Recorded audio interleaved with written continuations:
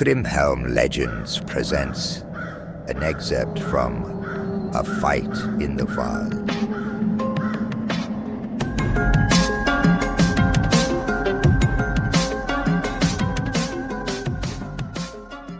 Introduction. Reluctantly forced into apprenticeship by his father, the Count of Cavalon, Lukas has recently joined the ranks of the Witch Hunters Guild. His master, Woltan Shutzer, is the most prolific and feared hunter in the Empire. Until now, Lukas never believed in witches. This will be his first encounter. If you enjoy stories from Grimmhelm, consider liking and subscribing. And now, an excerpt from A Fight in the Wald. Thunk! Another bolt hit the tree. Crack! Retorted Woltan's pistol, setting off a ringing in Lukas's ear. A muffled screech of fear and agony echoed deeper in the forest. Help me, sisters! I'm dying! Lukas crouched low, back pressed against the thick oak, shielding him from the witch's bolts. The screeching persisted, and now the witches chanted in a harsh, percussive tongue. The words were unrecognizable, but the aggressive tone sent a shiver down the spine. Lukas saw his master lean out from cover, then another deafening crack from his second pistol. This time, a different voice's wail of agony flew over the firs and seared Lukas's brain. The soft thuds of crossbow bolts diving harmlessly into the moss were barely audible. Lukas saw and felt the wall of white closing in. The mist was thickening. Up, boy! Shutzer barked, sniffing loudly as he held a delicate vial of red glass to his nostrils. Up! Woltan's head snapped back as if punched by the contents of the vial. His curled black pupils were blown wide, gleaming with mad fervor. Devilish cunts! You shan't get away! In an instant, Woltan had his pistols loaded and cocked.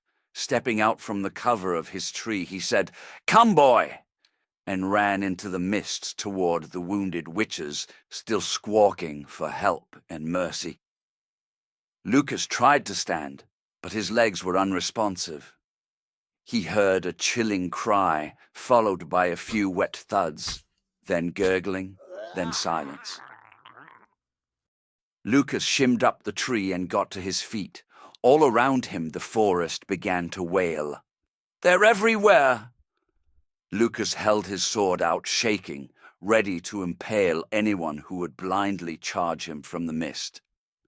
The mist thickened, and Lukas could scarcely see the tip of his sword. Whiny, plaintive cries surrounded him. "Master!" he shouted.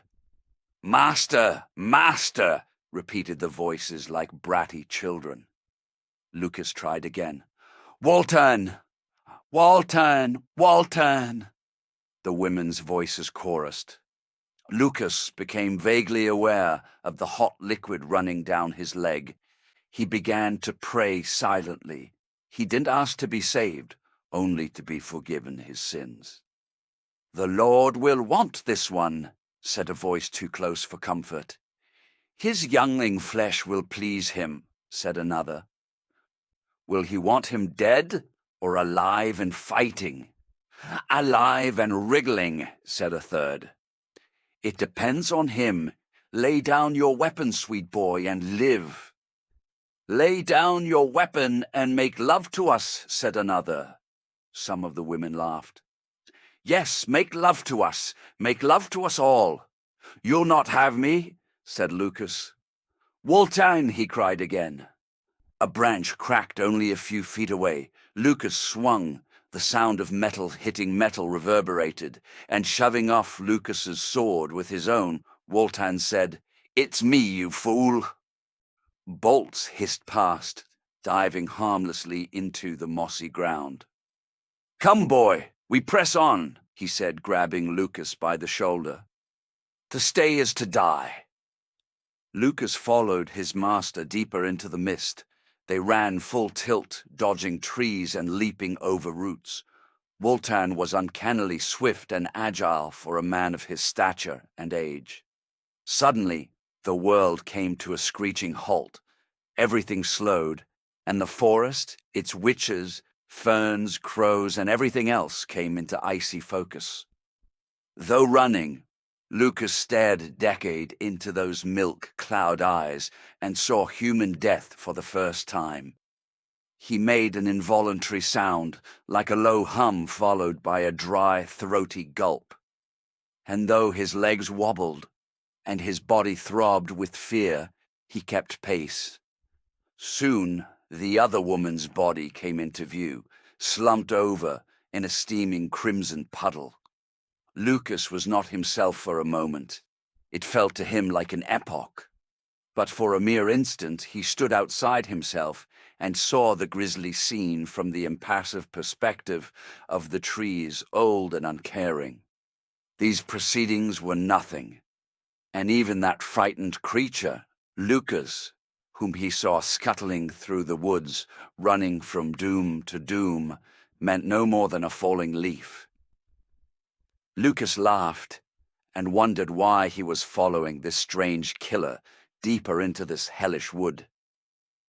It was between that and the witch's bolts, he thought, returning to himself. And now, for the first time in his life, Lukas knew he would die. And his only wish was not to die bleeding in the dirt, but to die in a feathered bed, preferably old and already asleep.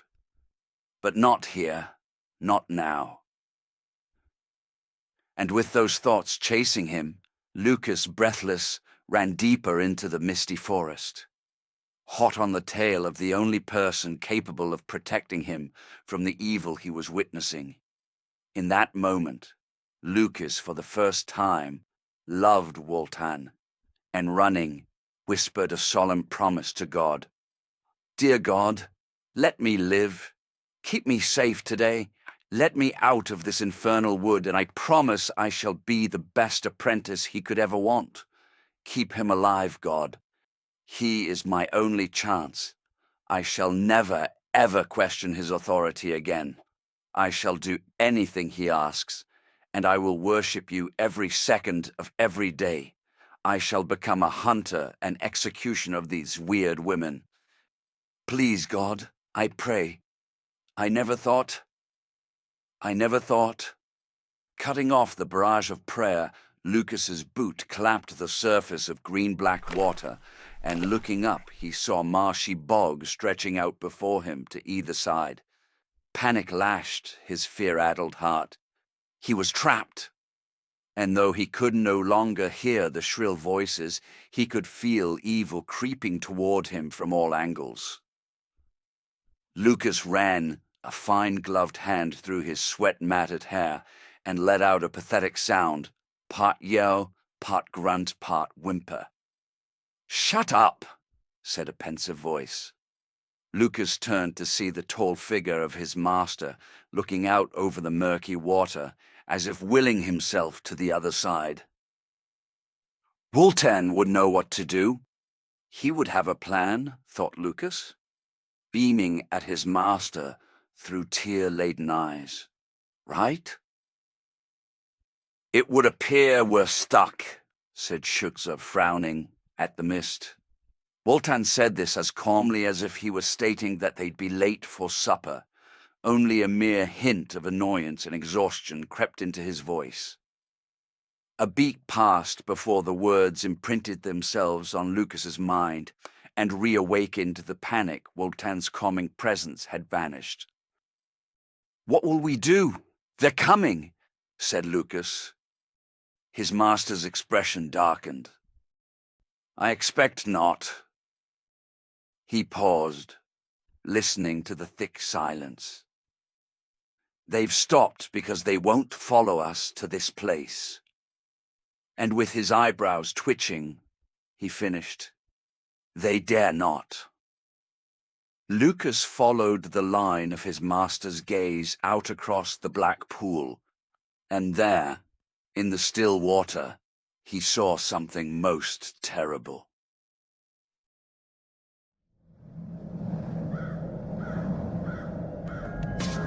This has been an excerpt from the upcoming book. For more, please like and subscribe.